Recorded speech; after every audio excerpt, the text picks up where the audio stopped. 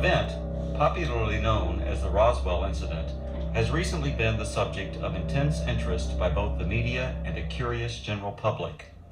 In recent years, numerous speculative books, magazine articles, television programs, a made-for-TV movie, 2 UFO museums, fraudulent documents, and even an alien autopsy film have emerged to exploit the media fascination with the Roswell incident. The story has even gained international attention. Despite the vested interest and questionable credibility of all sources involved in generating the media hype, the U.S. Air Force is routinely accused of concealing a deep, dark secret from the American people. In early 1994, New Mexico Congressman Stephen Schiff requested the General Accounting Office initiate a records review.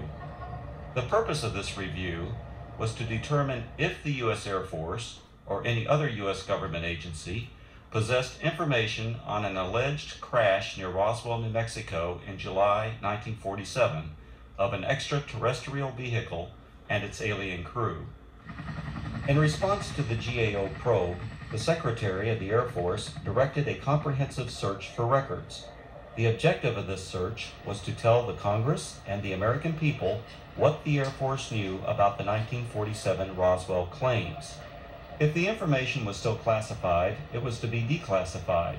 If active or former Air Force officials had signed non-disclosure agreements, they were to be released from these agreements. The resulting 800-page report was completed in July 1994. The report concluded that the predecessor to the U.S. Air Force, the U.S. Army Air Forces, did recover material near Roswell in July 1947. What was recovered was not the remains of an extraterrestrial spacecraft and its alien crew, but debris from a then classified Army Air Forces research project, codenamed Mogul. Begun in 1946, Project Mogul was a top-secret attempt to acoustically detect suspected Soviet nuclear explosions and ballistic missile launches.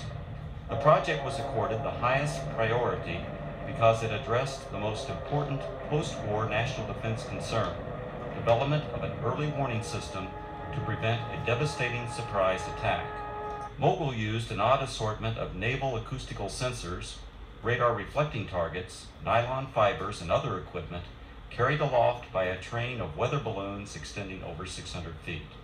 Claims that the U.S. Army Air Forces recovered a flying disc near Roswell in 1947 were based primarily on a misidentification of the radar targets, a standard element of weather equipment adapted for use on the long Mogul balloon train. In June 1947, the oddly constructed radar targets were found by a local rancher who later reported the equipment as a flying disc. Following some initial confusion at Roswell Army Airfield, the flying disc debris, aluminum foil, rubber, paper, and sticks, was identified by Army Air Force officials as remnants of radar targets and weather balloons. With the positive identification by the Army Air Forces of the debris recovered by the rancher, events that occurred in 1947 were officially resolved and largely forgotten. Initially, the Roswell incident consisted only of accounts of the recovery of a flying disc. In 1947, there were no claims of alien bodies associated with the Roswell incident.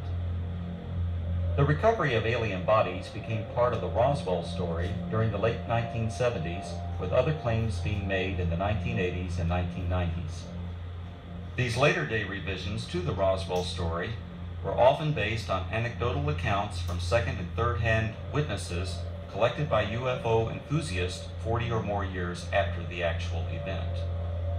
The same anecdotal accounts that referred to bodies also described large-scale field operations conducted by U.S. military personnel using an assortment of military vehicles and aircraft to recover crashed debris supposedly from an extraterrestrial spaceship.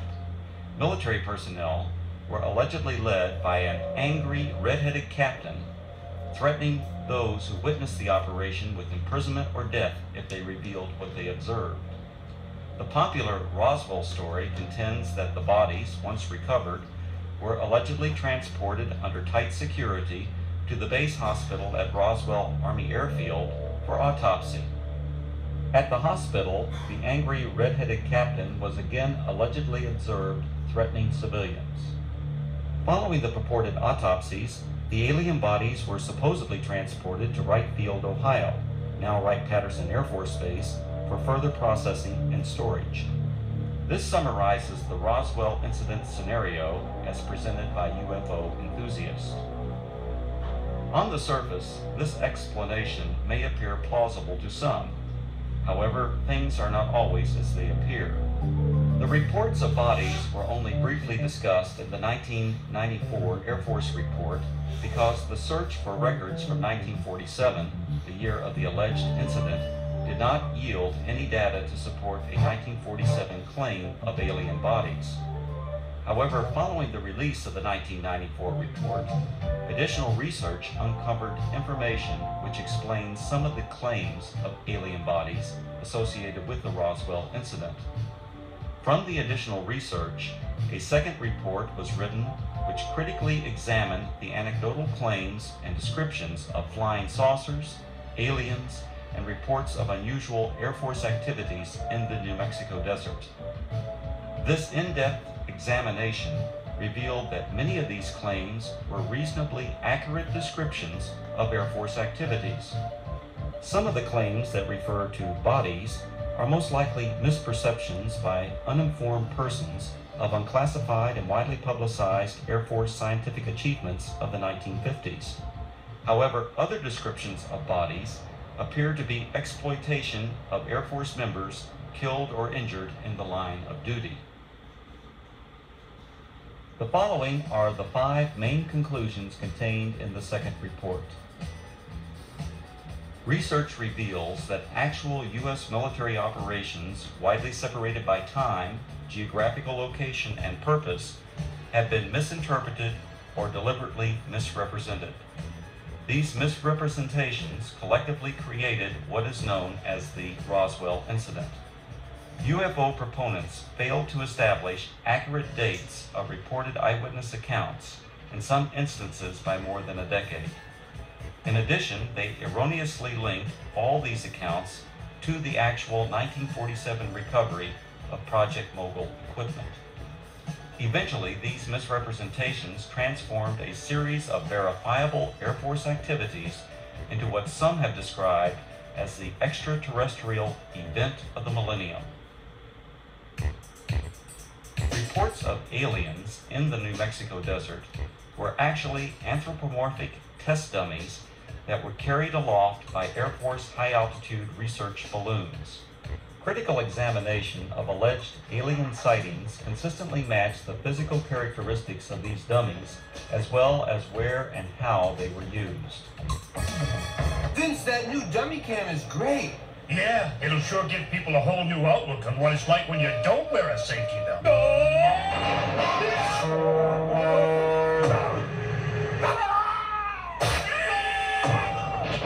I think they'll get the picture. You could learn a lot from a dummy. Buckle your safety belt. Anthropomorphic dummies, also known as crash test dummies, are today easily identifiable and are even stars of their own successful auto safety advertising campaign. However, during the 1950s, public awareness was still decades away for these important scientific tools. From 1953 to 1959, anthropomorphic dummies were used by the U.S. Air Force Aeromedical Laboratory in projects High Dive and Excelsior. The project's main objective was to study methods for returning a pilot or astronaut safely to Earth by parachute if forced to eject at extremely high altitudes. For these tests, dummies were transported up to 98,000 feet by high-altitude balloons.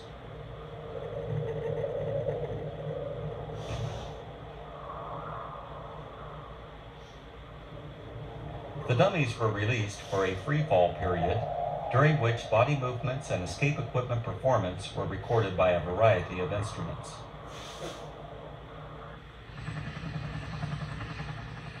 Many of the dummies landed outside the confines of military reservations and were regularly observed by local civilians. Following a series of dummy tests, a human subject, Air Force test pilot Captain Joseph W. Kittinger Jr., now a retired colonel, made 3 bailouts from high-altitude balloons.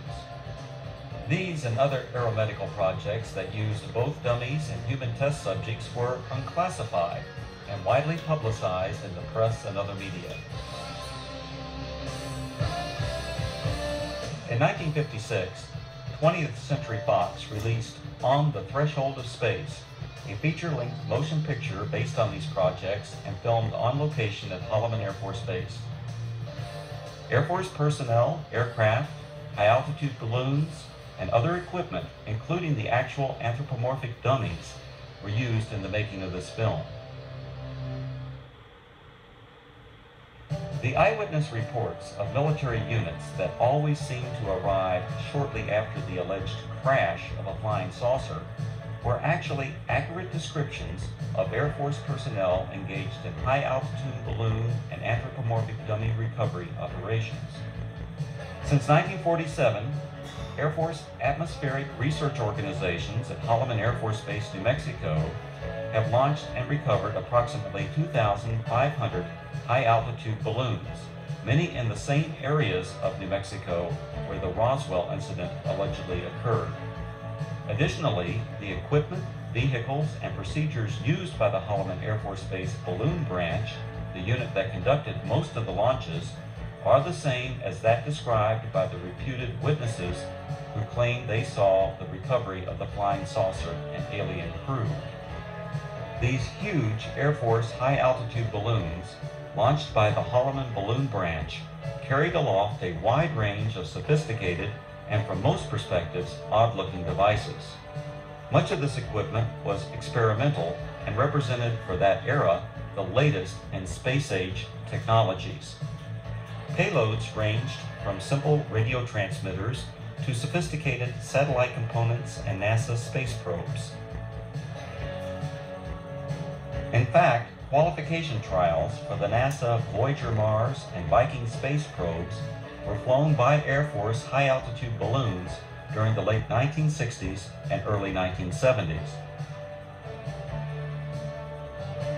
Ironically, these balloons were launched from the former Roswell Army Airfield, site of the originally alleged 1947 incident, and recovered on the White Sands Missile Range over 100 miles to the west.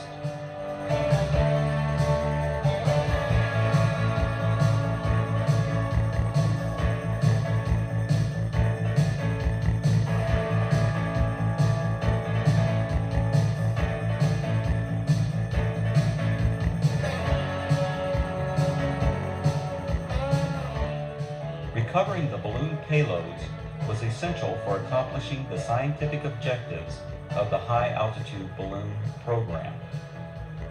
The primary high-altitude balloon recovery areas were and still are located at predetermined sites throughout Arizona, West Texas, and New Mexico, including the area surrounding Roswell.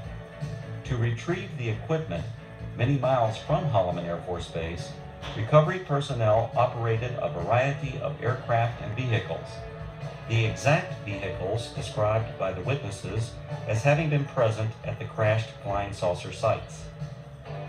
To expedite these operations, the recovery crews tracked the balloons optically, electronically, and from aircraft which directed ground vehicles to the impact areas.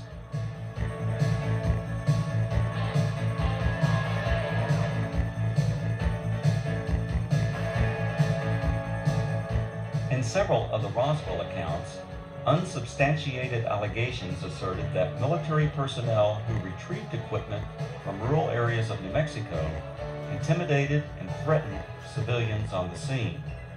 On the contrary, Balloon Branch personnel enjoyed good relations with the local community and often solicited their assistance following a balloon or payload landing. In the course of their activities, recovery personnel rented or borrowed tractors, bulldozers, snowmobiles, and even pack mules from local residents. The payloads, parachutes, balloons, and circling chase aircraft often draw crowds of curious onlookers from the local community. In fact, so many civilians are often present at balloon or payload landing sites, the scenes were once described by balloon branch personnel as being like the circus coming to town. Here's what it looked like this afternoon, floating from east to west over town. It was way up there, all right, some 25 miles over our heads, the Air Force later told me. The giant helium-filled balloon eventually collapsed, falling to Earth like 1,000 pounds of cellophane, landing on the Gila Indian Reservation southwest of Phoenix. A short while later, we spotted this, a large parachute, perhaps 100 feet across. Dangling beneath it was some sort of a silver box that made a rather hard landing. This is what had been attached to that balloon, we would later find out. There were no markings on it, no way at all of telling what it was. Then the Air Force pulled up. Excuse me, we don't mean to be too nosy, but about 1 million people in Phoenix are dying to know. What is it? What is it? Yeah. This is a scientific payload that was launched from Holloman Air Force Base in New Mexico. How far are we? About 400 miles? Okay, it went up to approximately 125,000 feet in the air, carried aloft by an 11 million cubic foot balloon. So there you have it, an Air Force experiment to gather information on gases in the upper atmosphere. Thank goodness it was one of ours. Len Clements, News Center 10. In addition to high-altitude balloons, the Holloman Balloon Branch also launched low-altitude tethered balloons. These tethered balloons may have inspired at least one account of an alien craft associated with the Roswell incident. In a popular book, the authors present a drawing of a crashed spaceship, allegedly given to them by an anonymous witness. When this drawing is compared to a photograph of an experimental tethered balloon flown at Holloman Air Force Base in March 1965, the similarities are undeniable.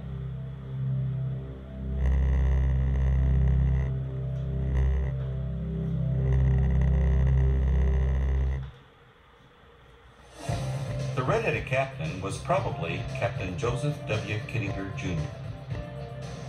Captain Kittinger served as the project officer or pilot in all three of the Air Force's manned high-altitude balloon projects, Man High, Excelsior, and Stargazer.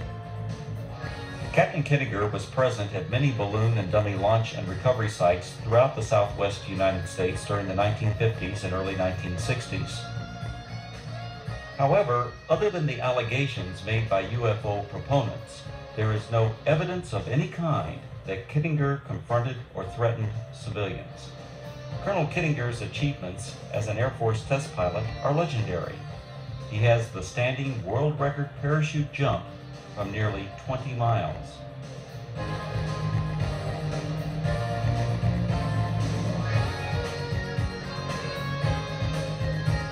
Later he went on to serve 3 combat tours in Southeast Asia and is credited with an aerial victory while engaged in combat over North Vietnam.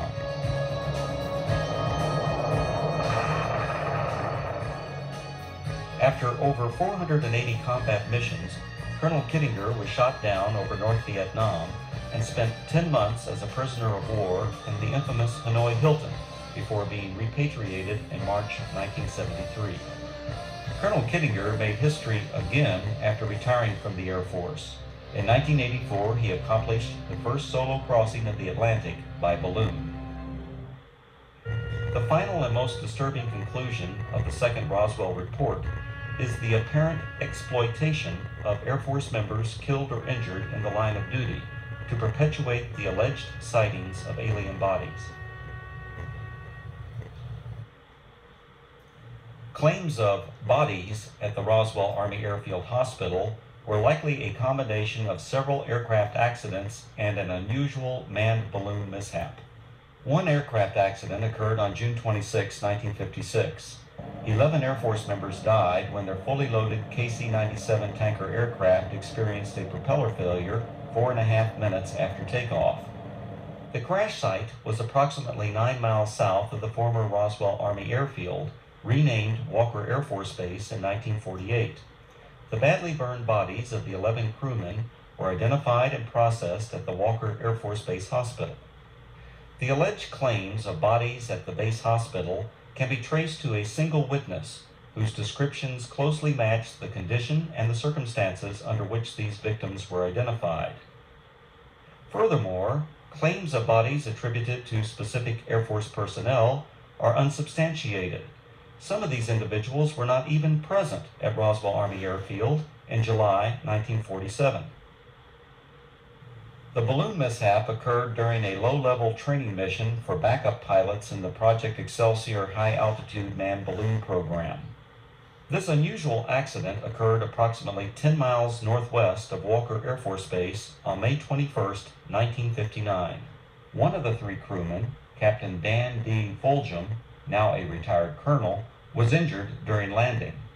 Following the mishap, Captain Fulgham and the other balloon crew members were transported to the Walker Air Force Base Hospital via a chase helicopter that followed the training mission for emergency purposes. Upon arrival at the highly secure Strategic Air Command base, the balloon crew was met by armed Air Force security personnel who remained with the crew until their identities were confirmed. As the Excelsior project officer and instructor pilot for this mission, the red-headed Captain Kittinger accompanied the balloon crew to the hospital. At the Walker Air Force Base Hospital, Kittinger and Fulgham were apparently observed by individuals who later related this unusual incident. Elements of this actual event now appear to be part of the Roswell story. Captain Fulgham was treated for an injury that caused his head to swell beyond its normal size. The injury, described as a traumatic hematoma, was not serious. On a specially arranged flight several days after the accident, Fulgham returned to Wright-Patterson Air Force Base, Ohio, where he made a complete recovery. Fulgham went on to distinguish himself as a test parachutist and physiologist for the space program. He later flew F-4s in Southeast Asia, adding to his combat record as a fighter pilot during the Korean War. When critically examined, the Roswell incident is exposed as a conglomeration of many events, including aircraft accidents, that occurred over several decades.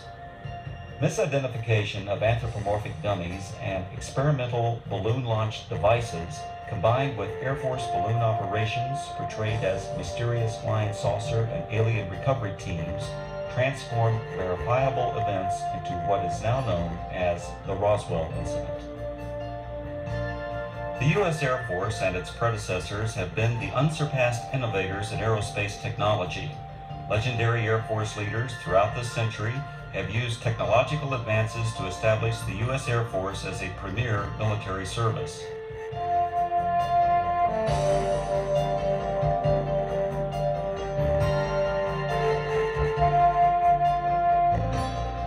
The facts presented in the reports examining the so-called Roswell incident did not reveal it to be a dark secret or government cover-up as persons unacquainted with Air Force technologies proclaim. Instead, these studies identified a collection of events that exemplify the technological leadership, dedication to duty, and continuing noble sacrifices of the men and women of the United States Air Force.